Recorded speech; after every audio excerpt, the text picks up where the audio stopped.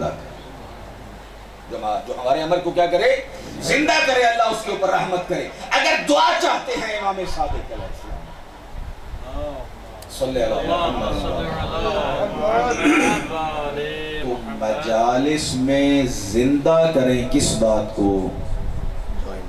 امام علیہ السلام کے عمل کو زندہ کریں،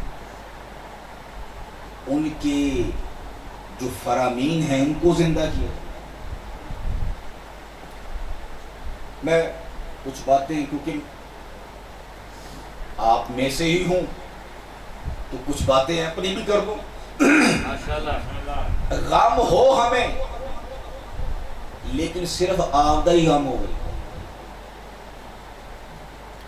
ناراض تو نہیں ہوئے بیٹھے؟ غصہ ہو ہمیں لیکن اپنا ہی غصہ ہو تو پھر اس کا مطلب ہے کہ مظلوم کا غم نہیں ہے۔ توجہ ہے میرے دوستو؟ ناراضگی بھی معاف ہے، اس کا مطلب ہے کہ غم نہیں، اگر امام کا غم ہے تو پھر سیاہ و سفید کو نہیں دیکھتا، پھر سیاہ و سفید کو نہیں دیکھتا، کالے گورے کو نہیں دیکھتا، حبشی کو نہیں دیکھتا، انگریز کو نہیں دیکھتا، عرب کو نہیں دیکھتا، عجم کو نہیں دیکھتا۔ اگر حسینی ہے تو ہمارے لیے وہ قابل عزت ہے۔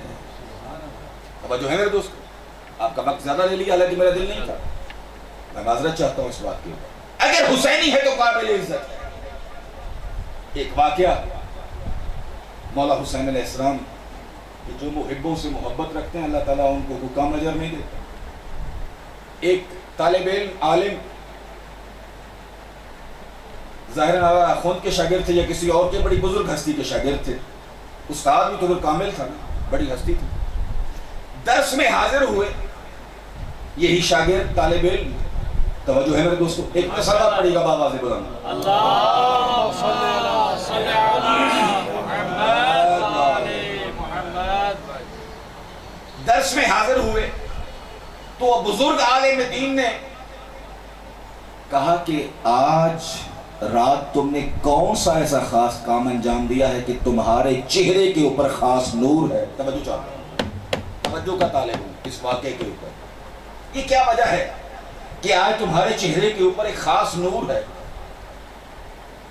میں کہنا استاد ہی بڑے با کمال کہ شاگرد ہی بڑے با کمال، ابھی جو نور دیکھ لیتے ہیں، ٹھیک ہے، توجہ ہے؟ اچھا، اور وہ سوچنے لگ گئے شاگرد کون سا میں نے کام انجام دیا ہے جو میرے استاد نے میرے چہرے کے اوپر نورانیت دیکھی ہے۔ کہتے ہیں کہ استاد محترم اور تو مجھے کوئی عمل یاد نہیں، رات کچھ زائرین تھے امام حسین علیہ السلام کی زیارت کر کے آئے، ان کو کچھ جگہ نہیں مل رہی تھی، میں نے اپنے گھر میں نہیں، میرا چھوٹا سا گھر ہے، چھوٹا سا مکان تھا، ٹھیک ہے، تو ان کو میں نے گھر میں رکھا، چھوٹا سا کمرہ تھا، زائر وہاں پر سو گئے۔ رات کو میں سویا تو مجھے اپنے سینے پر بوجھ محسوس ہوا۔ کیا محسوس ہوا؟ بوجھ محسوس ہوا۔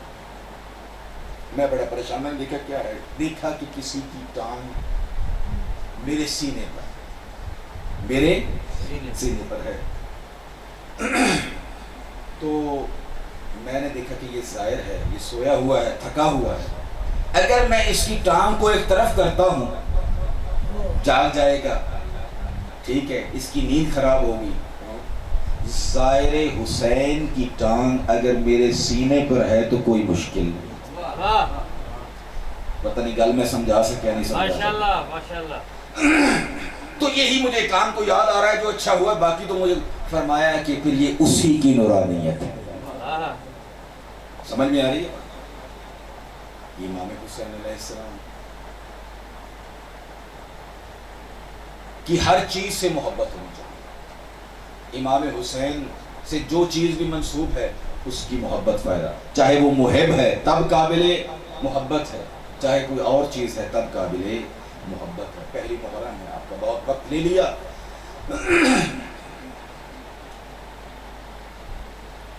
محرم کا چاند عید کا ہو تو لوگ خوش ہوتے ہیں،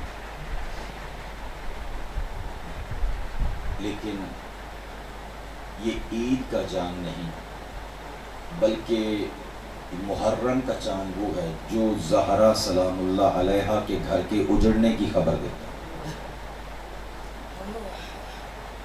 امام رضا علیہ السلام ارشاد فرماتے ہیں محرم میں میں اپنے بابا امام موسیٰ کاظم علیہ السلام کو میں نے کبھی ہنستے نہیں دیکھا۔ 10 دنوں میں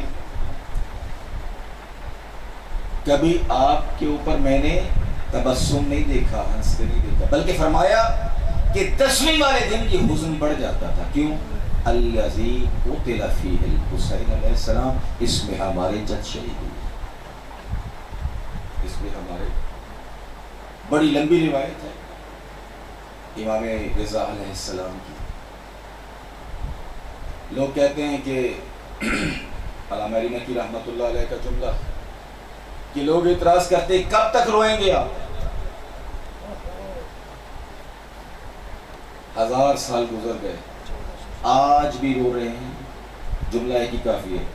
وہ فرماتے ہیں کہ جن کو رونا چاہیے تھا اگر ان کو رو لینے دیا جاتا تو آج ہم نہ روتے۔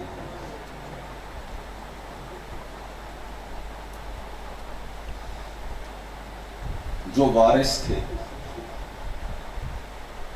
جن کا حق بنتا تھا کہ رو، کائنات میں کہیں ایسا نہیں نظر آیا کہ باپ کی میت کے اوپر بیٹے کو نہ رونے دیا۔ کائنات نے کبھی ایسا عالم نہیں دیکھا کہ بھائی کی میت میں گور و کفن پڑی ہو اور بہن کو بھائی کے جنازے پر نہ آنے دیا جائے۔ کائنات نے کبھی ایسا منظر نہیں دیکھا کہ یتیم بچی کو باپ کے میت کے اوپر نہ آنے دیا جائے، بلکہ کہا جاتا ہے نہیں، آنے دو تاکہ اس کا دل ہلکا ہو، اس کو آنے دو، یہ ماں ہے، یہ باپ ہے، یہ بھائی ہے، یہ بہن ہے۔ میں قربان جاؤں حسین علیہ السلام، اے مولا آپ کی مظلومیت کے اوپر، کہ جب آپ کے گھوڑے نے، امام زمانہ جل اللہ فرجہ شریف کے جملے ہیں، اے میرے جد میں کیسے اس وقت کو بھلا دوں جب آپ کا گھوڑا ہنہناتا ہوا آیا اور یہ کہہ رہا تھا الظلیمہ الظلیمہ، ظلم ہو گیا رسول کے بیٹے کے اوپر، ظلم ہو گیا رسول کے بیٹے کے اوپر۔ اور فرمایا اس حالت میں سیدانیاں باہر نکلی، ناشرۃ شعورہن، بال بکھرے ہوئے تھے، ولاطمات وجوہہن، اپنے چہروں کو پیٹ رہی تھی، اپنے چہروں کو پیٹ رہی تھی۔ لیکن آیا رونے دیا گیا؟ میں عرض کروں گا نہیں، نہ 10ویں کو رونے دیا گیا، نہ 11ویں کو رونے دیا گیا۔ اور جب بھائی کو رو رہی تھی بہن اور باپ کو رو رہی تھی بیٹی، اور پیار سے نہیں اٹھایا گیا بلکہ اس وقت اٹھایا جب خون علی جاری ہو چکا تھا۔ وَسَيَعْلَمُ الَّذِينَ ظَلَمُوا أَيَّ مُنقَلِبٍ